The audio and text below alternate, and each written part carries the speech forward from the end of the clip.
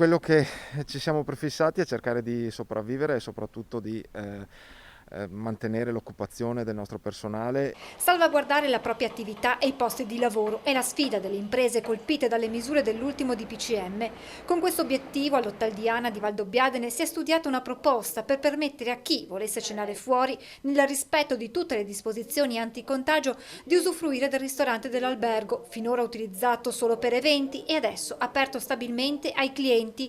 Dunque chi vorrà di sera mangiare nella struttura dovrà prenotare anche una stanza per la notte. Un pacchetto di pernottamento, di modo che si possa fermarsi a cenare qui per festeggiare un compleanno, per festeggiare un anniversario, semplicemente per stare tra amici, 4 per tavolo naturalmente. Proponiamo ai nostri ospiti di venire qui, cenare, per poi fermarsi a dormire e andare a fare delle degustazioni nelle cantine limitrofe vicine nelle nostre splendide colline.